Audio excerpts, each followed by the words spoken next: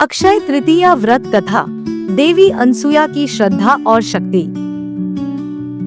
क्या कोई नारी अपने संकल्प मात्र से देवताओं को प्रसन्न कर सकती है? क्या एक व्रत ऐसा हो सकता है जो युगों युगों तक समस्त स्त्रियों के लिए आस्था और सौभाग्य का प्रतीक बन जाए? अगर आप हमारे चैनल पर पहली बार आए हैं तो जान लीजिए, यहाँ हम लाते हैं इतिहास की कहानियाँ, पौराणिक गाथाएं और धार्मिक कथाओं की यादगार झलकियाँ, वो भी जोश, जज्बा और सरल भाषा के साथ। अगर आप भी उन कहानियों की तलाश में हैं जो आपको भावनाओं, परंपराओं और प्रेरणा से जोड़े, तो इस चैनल को अभी सब्सक्राइब करें। यह कथा है देवी अनसुया की, जिनकी भक्ति ने त्रिदेवों को भी आशीर्वाद देने के लिए बाध्य कर दिया, जिनकी श्रद्धा ने अक्षय तृतीया नामक व्रत की आधारशिला रखी। यह केवल एक कथा नहीं, यह एक स्त्री की अमर आस्था और शक्ति की गाथा है, जो हर युग की महिलाओं के लिए प्रेरणा बन गई। सतयुग का समय था, धर्म, भक्ति और तपस्या का युग।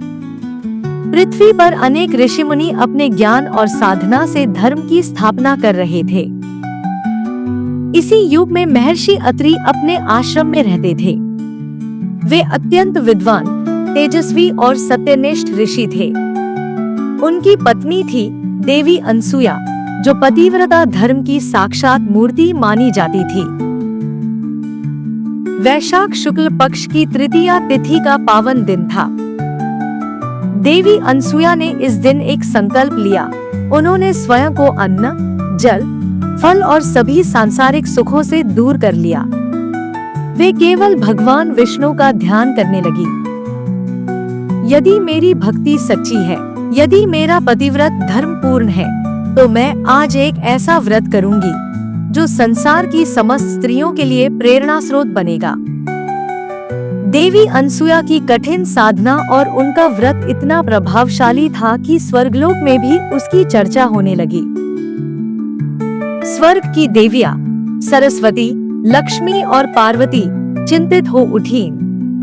तीनों देवियों ने मिलकर अपने अपने पति को उनकी परीक्षा लेने के लिए सती अनसुया के पास भेजा।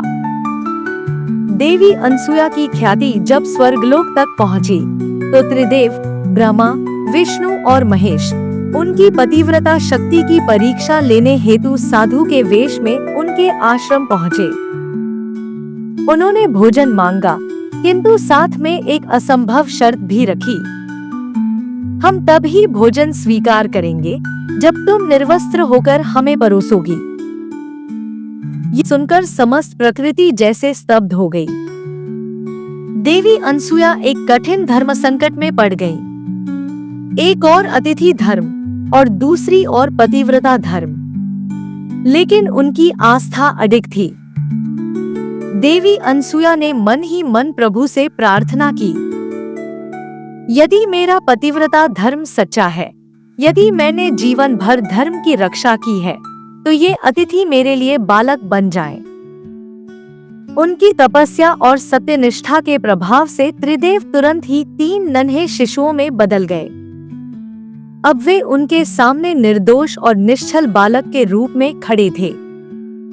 देवी अनसुया ने उन्हें प्रेम पूर्वक भोजन कराया और अतिथि धर्म का पालन किया। जब ऋषि अत्रि आश्रम लौटे, उन्होंने देखा कि 3 बालक खेल रहे हैं। अपनी दिव्य दृष्टि से उन्होंने तुरंत उन्हें पहचान लिया और देवी अनसुया की स्तुति की। उस समय त्रिदेव अपने वास्तविक रूप में प्रकट हुए और अत्यंत प्रसन्न होकर देवी अनसुया को वरदान दिया, हे प्रभु, मेरी गोद को ऐसे पुत्र से भर दीजिए जो आप तीनों के दिव्य गुणों से परिपूर्ण हो, और मेरा यह व्रत जो मैंने वैशाख शुक्ल तृतीया को किया है, युगों तक अक्षय तृतीया के रूप में मनाया जाए। जो भी इसे श्रद्धा से करे, उसे सौभाग्य, संतान सुख और पारिवारिक समृद्धि की प्राप्ति हो। हे देवी, तुम्हारा तप महान है, तुम्हारा पतिव्रता धर्म अतुलनीय है। हम तीनों तुम्हारे पुत्र रूप में जन्म लेंगे। सीता माता ने इसी व्रत को पति श्री राम की रक्षा हेतु किया था। द्रौपदी ने अक्षय पात्र की प्राप्ति इसी दिन की थी। दमयंती ने अपने पति नल को पुनः प्राप्त करने के लिए इस व्रत का पालन किया। आज भी जब कोई स्त्री अक्षय तृतीया का व्रत करती है तो वह केवल एक परंपरा नहीं निभा रही होती, वह देवी अनसुया के उस संकल्प को दोहरा रही होती है जिसने देवताओं को भी प्रसन्न कर दिया था। यह व्रत केवल पति की दीर्घायु के लिए नहीं, यह संपूर्ण परिवार की समृद्धि और खुशहाली के लिए किया जाता है। अक्षय तृतीया केवल एक तिथि नहीं, यह नारी शक्ति का उत्सव है।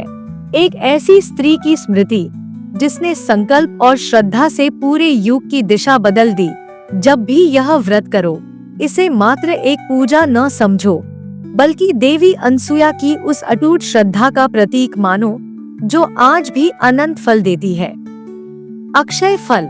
अगर आपको यह पौराणिक कथा प्रेरणादायक लगी तो इस वीडियो को लाइक करें, शेयर करें और चैनल जय मां भवानी को सब्सक्राइब करें।